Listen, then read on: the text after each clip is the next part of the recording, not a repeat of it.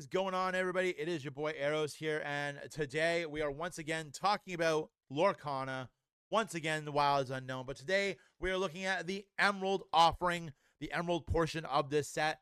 I think Emerald got some. I think Emerald is one of the always underutilized colors in this game. We're not talking about you dogs. Dogs don't count, but I feel like this set really does a lot of really cool stuff to give us more amazing Emerald options. So if you guys have missed them, my Amber, Ruby, Sapphire, and Steel portions of this review are in the description. When we finish the when we finish the Amethyst, I forgot what they called purple. When we finish the Amethyst portion of it, I'll let you guys know which colors I think are the colors you want to be building in going into this format, and we'll talk about more about that. But let's get into the Emerald portion. We have the Alien, True Believer, a 1/1 for 1, a quest for 1. We are 1. This character gets +1 for each other toy character you have in play. This is really good. During your turn, when this character is banished, return another character named Alien from your discard to your hand. Also, it has this badass enchanted. This is a really strong card in toys. I feel like there are many different ways to build toys. I've shown you my Amber Ruby review of toys, but I also want to show you guys an Emerald Amber and an Emerald Ruby as well, because I think there's a lot of really interesting ways to build this deck, and they gave us a lot of really good toys spaced out. That's a pun. Spaced out between those three colors, and I'm going to show you guys some more of that as well. So let's go on with our review. We have RC. I was just talking about toys. RC is a 1-cost 3/2 quest for 2. This character can't quest or challenge unless you pay 1. Honestly, in a late game, having this that can quest for 2, you're probably not playing using all of your ink on those later turns, so you're going to be able to quest with this quite often, and it is a free 2 lore, which is pretty fantastic. Next, we have a new Queen, the Evil Ruler, 1-cost 2/1. While an opposing damage character is in play, this character gets +2. This is a pretty strong challenge card. I know I don't know why we always talk about challenge, but this is a really strong card for getting something off the board. She's gonna die in whatever she challenges anyway. So having this as a 4, as a 1-drop, is really strong. Then we have Young MacGuffin. Young MacGuffin is a 1-cost 1/3 quests for 1. This is just a pretty solid card for your draft and stuff, but it's not great. There are better options in this color combination.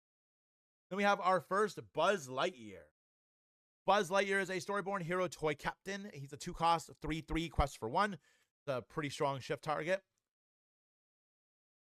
And then we have Joshua Sweet. Joshua Sweet is a 2-cost 2/1 quest for 2. Whenever this character is challenged, a chosen opponent discards a card. We do love us some discard. We do love discard.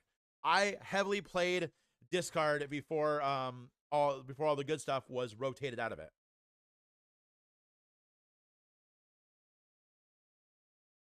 Next, we have a new Lyle Tiberius Rourke, Adventurer for Hire.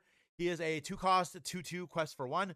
When you play this character, you may draw a card and then choose and discard a card. At the end of your turn, if 2 or more cards are put in your discard this turn, each opponent loses 1 lore. This really strongly factors in with the Ruby stuff we talked about. There's a lot of cards that get in discard effects if something's been discarded. I had to distract the cat. Next, we have another Merida. We covered the Steel one, which I think is my favorite card in this set. This one is a really good card. It's a 2/3 on a 2-cost that has ward. This is pretty good. I think there's a Merida in this color that shifts too. So this is a really strong shift target for that. Am I right? Yes, I am right. I'm not on drugs.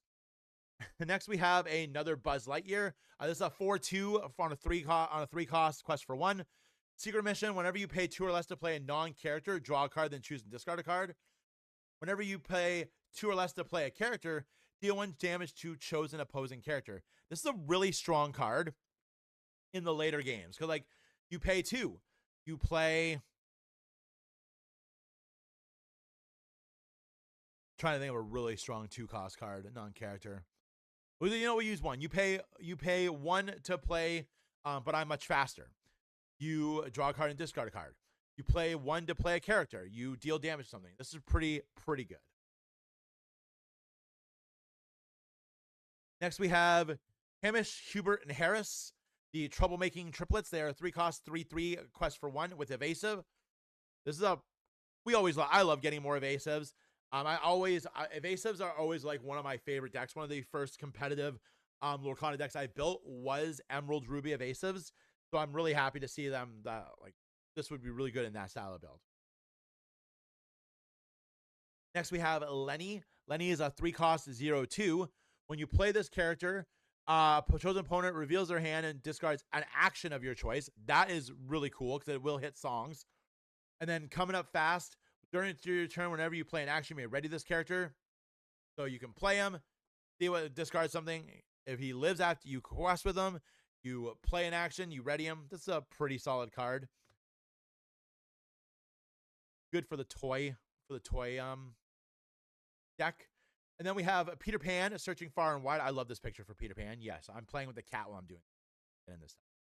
And then he's a 3-cost 3/3 quest for 2. Don't be a jerk, okay? Giving you love. This is a pretty good card. He's okay. He's a 3 on that quest for 2 is pretty solid. I don't like the fact that he's generic, but I feel like if he had an ability, he wouldn't quest for 2. Next, we have the Huntsman. The Huntsman is a 3-cost 4/3 with Ward. This is a pretty good card in your draft formats, but I don't think he's all that spectacular in a core constructed or Infinity. Next, we have Elinor. Elinor is a 4-cost 3/4 with no, that's not inkable, quest for 1. At the end of your turn, if you have 3 or more exerted characters in play, deal 1 damage to chosen opposing character, gain 1 lore, and draw a card. This is a really good card. This is a really, really good card. It's not hard to have 3 or more exerted characters in play. Not hard. Draw a card, deal damage to something, and gain a lore. This is a really, really strong card. Definitely deserving of the super rare status that it has. Can you please stop being... And then we have Gaetan, Molier, 4-cost 5/4. 2/5 with evasive. When this character requests, you may draw 2 cards and discard 2 cards. I like this card. Card draw is very strong. You can really run this. This would be really strong in like a location deck where you can bring back locations from the discard your locations when you draw cards. It's just I like this card. This is really good. Next, we have a new Helga Sinclair. She is a 4-cost 5/4. Cost for 1. If 2 or more cards were discarded in your turn, were put into discard this turn, you may pay 2 less to play her. That makes her a 2-cost for a Stop it. Over here. Thank you. Makes her a 2-cost for a 5/4, which is pretty cool.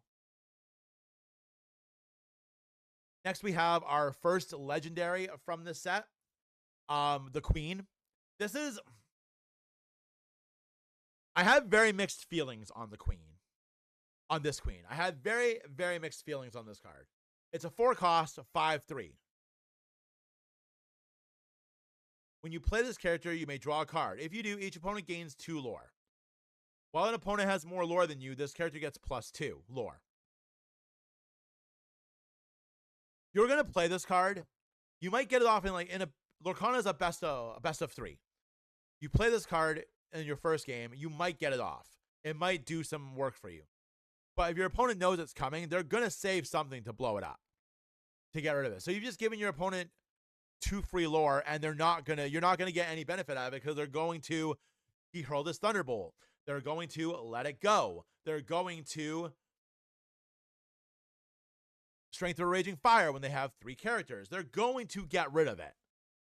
It's a fun card. It's a funny card. I think in a sealed format where you're doing drafting or you're just doing pack rush, if you pull this, fantastic. You're probably going to win. But I don't like this card. I think it is a very bad card.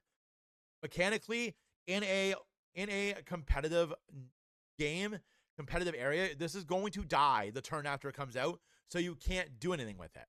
So you've essentially just given your opponent 2 free lore. I said the same thing about the Kita in Sapphire, where you're essentially giving your opponent a bonus. You're not getting anything out of it. You're on that turn you play it. You're giving your opponent stuff to work with on their next turn. So I don't get behind cards like that. Next we have Donald Duck, Distracted Traveler. He is a 5-cost 3/6 quest for 2. Has the ability Burning Curiosity. Whenever this character quests, if you play another character this turn, opponent chooses and discards a card. These Traveler abilities are pretty solid. This would be really, really good in discard. I think discard could make a comeback with this card.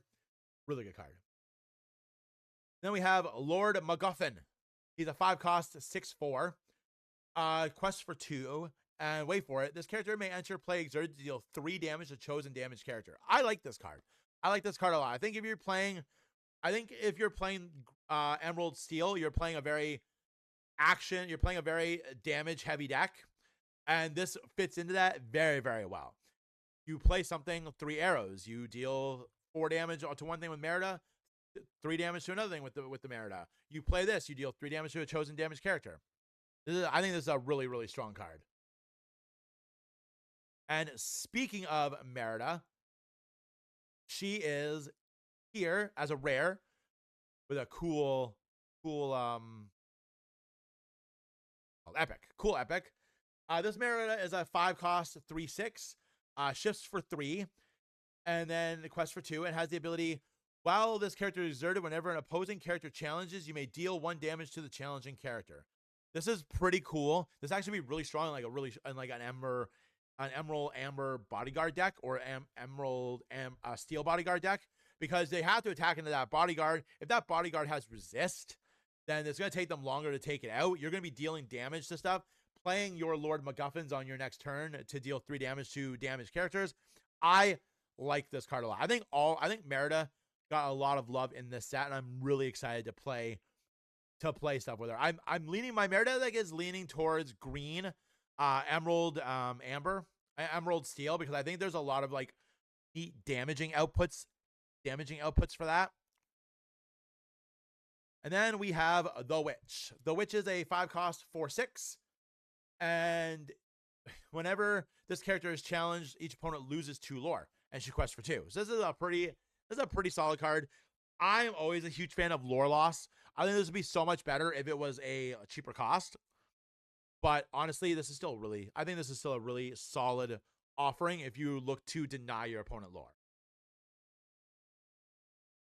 We have a new Todd. My friend Andrew is going to love this. He's playing a Emerald Amber Fox and the Hound deck, which is insanely silly, and I love it.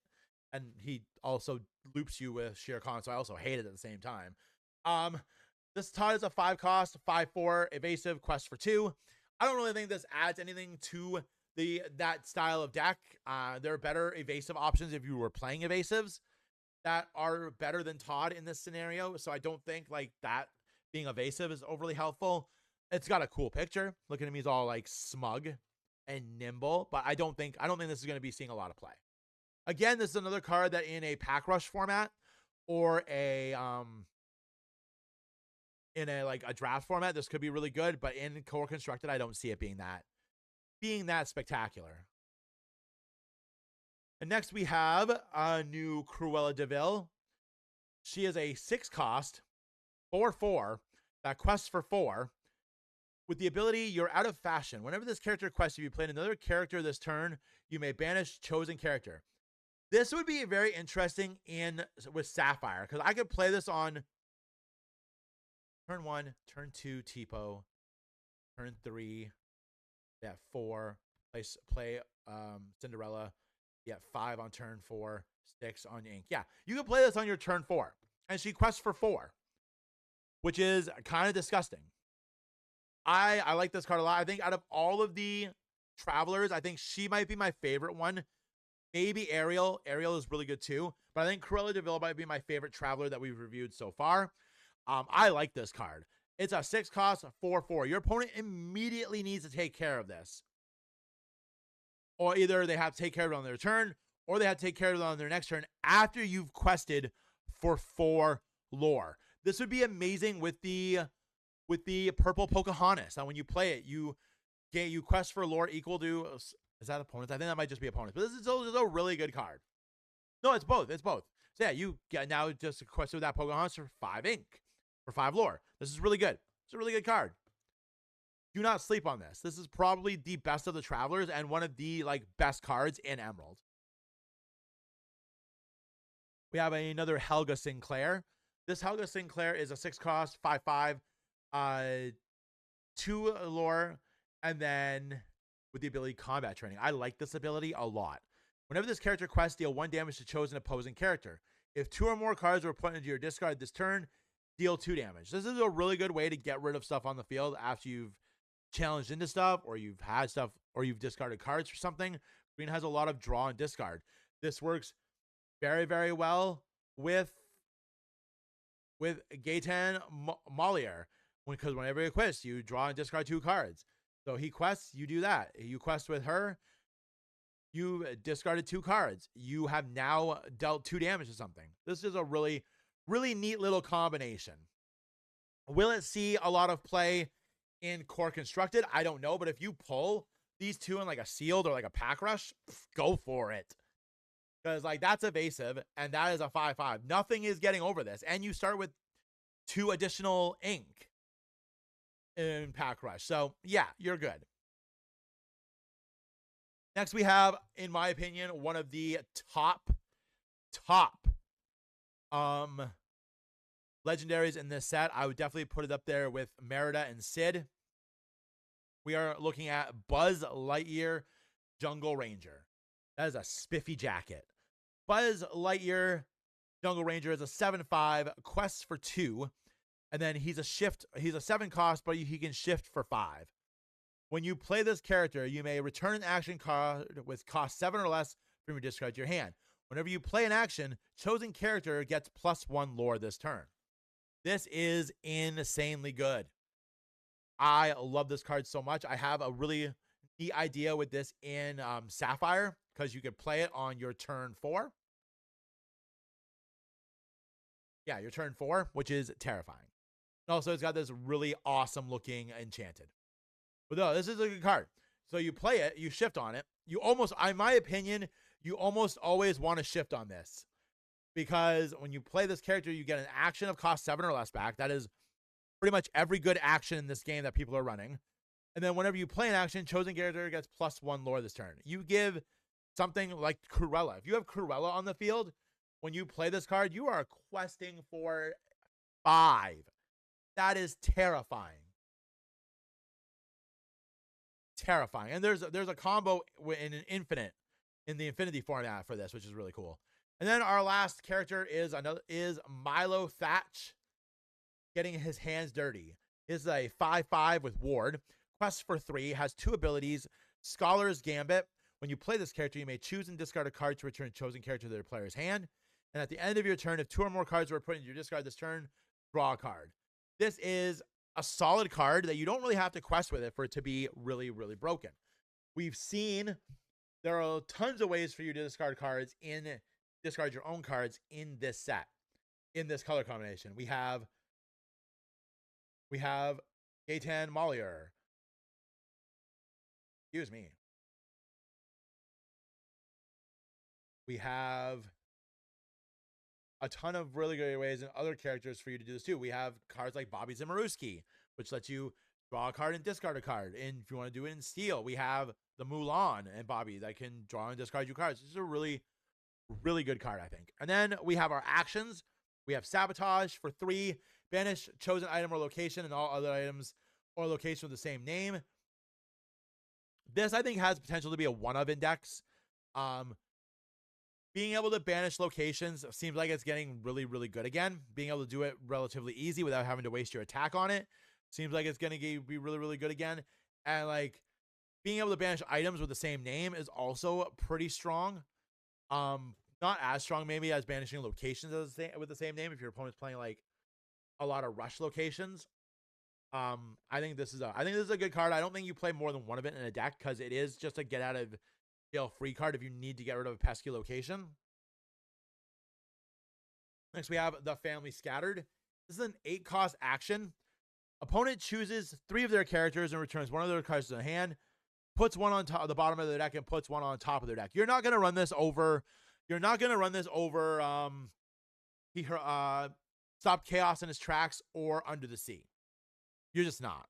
Under the Sea gets rid of everything when you play it. That's 2 cost. That's 2 power or less. This is not singable, which is a big downfall for it to me. And it's just not. I just don't think it is a very strong card. It has a really cool enchanted, but I don't think it's a very strong card. And then we have one song. We have Strange Things. This is actually a really, really good song. I like this card a lot. It's a 4 cost, so a character with 4 or more cost can sing it. Up to 2 chosen characters can't quest until the start of your next turn. Draw a card. If you're playing against somebody who's running daisies, pop this on daisies. They're not questing. They're just standing there doing nothing, and you get to draw a card. I like this card a lot. You obviously want to put this on like a big lore. Put this on a big lore gainer. Beautiful. They can't quest. I like this card. I think it's pretty good. And card draw is always welcome, especially in a color that doesn't really do a lot of it. Then we have 4 items for this color. We have Buzz's Arm. Buzz's Arm costs 2. That's a bit of a terrifying picture. It's a 2 cost item. If a character named Buzz Lightyear was banished this turn, you may play this item for free. That's a little. I mean, I guess if you're playing this in red, you could banish a Buzz with Sid and then play this for free. And then some assembly required, you can tap it, you pay 1 less for the next action or item you play this turn.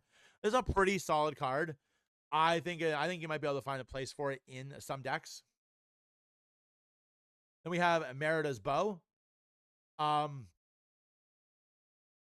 Merida's Bow reminds me of Robin's Bow.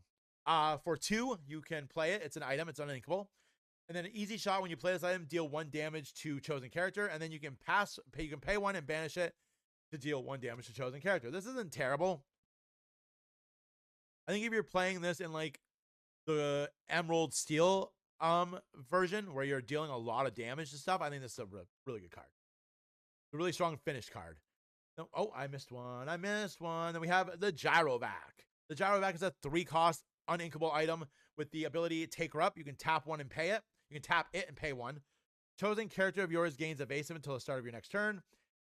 And then Crash Landing, you can tap it and banish it. Each player loses 2 lore. This is it's decent. If you're running a heavy deck that's about denying your opponent lore, then this is a really good card. Then we have the Claw, which is also uninkable. It's a 4 cost item. You can tap it and pay 2, banish 1 of your characters, return chosen opposing character to their player's hand. That is a very high cost to play this card. You can't play it on turn 4 because you're not going to get use out of it. The earliest you can play this is turn 6. This isn't good. And we have 1 location, and that is the Pizza Planet. Your toy characters can move here for free. And whenever a character is challenged here, each opponent loses 1 lore. So I like I'm gonna build you guys an Amber Emerald toy deck too, because I think there's a lot of really cool stuff you can do with Amber and Emerald and toys. But yeah, I think Emerald is in a very similar position to Sapphire, but maybe a little bit better because like we got some really cool toys that you can put into that style of deck. Either Amber Emerald or Emerald Ruby. I think there's a really good place for that theme in that color combination. So that's really cool. We got some really neat cards. Like I think Eleanor is amazing. Being able to just like really, this would be amazing in dogs. This would be an amazing card in dogs. Yes, it's uninkable, but you're running so many characters in dogs, you're gonna have 3. So that's just another extra way of getting lore and drawing cards, which is really, really fun. I think this Merida is fantastic. I think this Buzz Lightyear. So if I had to rank my legendaries, it would be Merida, and then like a 3-way tie between Woody, Dale, Buzz Lightyear, Mrs. Incredible, Mr. Incredible. This is a really strong set for good legendary. Like this Milo is really good. I think Emerald is a really strong color in this set. I think toys are going to be really strong. I think toys is going to be a really, really strong deck. I think honestly, this is the worst card in this color. This is just a really bad card. And like I said with Kita before it, you don't want to be giving your opponent any more advantages. Kita gives your opponent up to 5 ink. Even if your opponent gets 3 extra ink, that's 3 extra ink. That's cards they're playing that they couldn't play on their next turn without the Kita. The same thing is true with this queen. The Kita was at least big enough to survive being destroyed. The witch, this queen on the other hand, she's gonna go down. Like the turn, your opponent's gonna play her. You're gonna play her. You're gonna give your opponent 2 lore, and then your opponent's just gonna blow her up with any of their cards that they can do stuff with. I just don't see it being a good card. Even if they can stop you from questing with it, or they give it reckless, it's just not good.